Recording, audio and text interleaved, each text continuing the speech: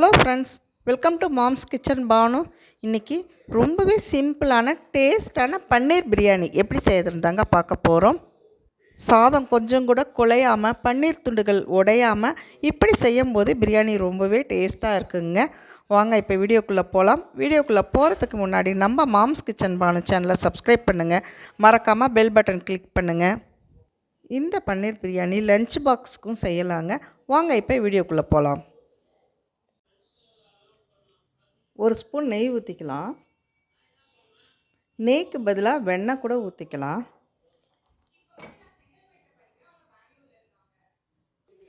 நம்ம கட் பண்ணி வச்சுருக்க பன்னீரை போட்டு இப்போ ஃப்ரை பண்ணிக்கலாம்.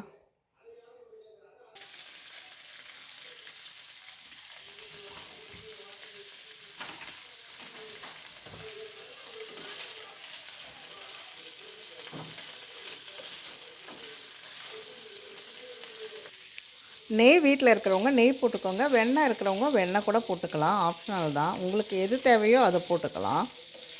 இது அப்படியே நல்லா ப்ரௌன் ஆகிற வரைக்கும் நல்லா திருப்பி போட்டு ஃப்ரை பண்ணிக்கலாம். இப்போ பன்னீர் நல்லா ஃப்ரை ஆகிடுச்சு. இப்போ எடுத்துடலாம். இப்போ குக்கரில் 2 ஸ்பூன் நெய் 2 ஸ்பூன் ஆயில் ஊற்றிக்கலாம்.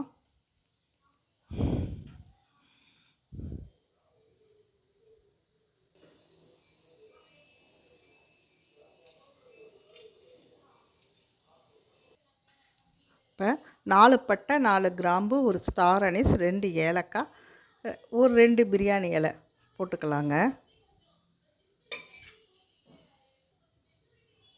கொஞ்சம் முந்திரி பருப்பு இதையும் போட்டு நல்லா பொன்னிறமாக வர வரைக்கும் வறுத்துக்கலாம்.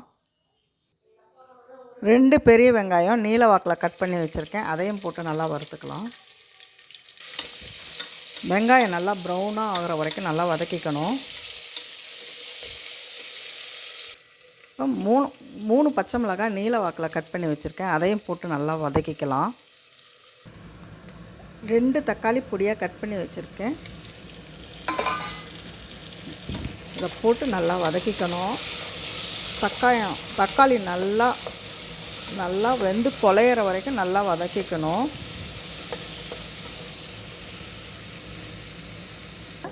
ஒரு பிடி புதினா கொத்தமல்லியை போட்டு நல்லா வதக்கிக்கலாம்.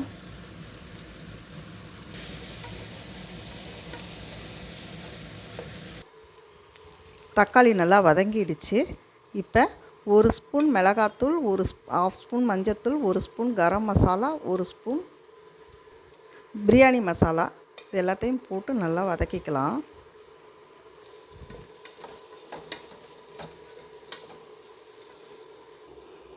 இதோட 2 ஸ்பூன் தயிர் போட்டு அதையும் போட்டு நல்லா கலரி விடலாம். இப்போ நம்ம ஊற வச்சுருக்க அரிசியை போட்டுக்கணும்.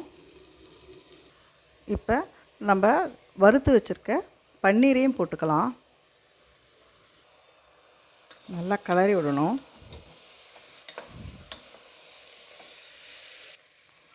ஒரு கிளாஸ் அரிசிக்கு 1.5 கிளாஸ் தண்ணி ஊற்றிக்கலாம். இப்போ இந்த ரைஸ்க்கு தேவையான அளவு உப்பு போட்டு நல்லா கலக்கி விடணும். இப்போ மேலாப்பில் கொஞ்சோண்டு கொத்தமல்லி இலை போட்டு குக்கரை மூடி வச்சிடலாங்க. குக்கர் மூடியாச்சு. 2 விசில் வச்சு எடுத்துக்கலாம். பன்னீர் ரைஸ் ரெடி ஆகிடுச்சு. பாருங்கள் எவ்வளோ நல்லா உதிரியாக வந்திருக்குது. நல்லா பன்னீர் நல்லா டேஸ்டான பன்னீர் ரைஸ் ரெடி ஆகிடுச்சுங்க. இதுக்கு ஆனியன் ரைத்தா தான் செஞ்சுருக்கேன். காலிஃப்ளவர் கிரேவி செஞ்சுருக்கேன். நல்லா உதிரியாக டேஸ்ட் ரொம்ப சூப்பராக இருக்குங்க. நீங்களும் வீட்டில் ட்ரை பண்ணி பாருங்கள். ட்ரை பண்ணி பார்த்துட்டு கமெண்ட்ஸில் சொல்லுங்கள். இந்த வீடியோ பிடிச்சிருந்தால் லைக் பண்ணுங்கள், ஷேர் பண்ணுங்கள், சப்ஸ்கிரைப் பண்ணுங்கள். மறக்காமல் பெல் பட்டன் கிளிக் பண்ணுங்கள். அப்போ தான் நான் போடுற வீடியோ உடனுக்குடன் வரும். தேங்க்யூ. தேங்க்ஸ் ஃபார் வாட்சிங்.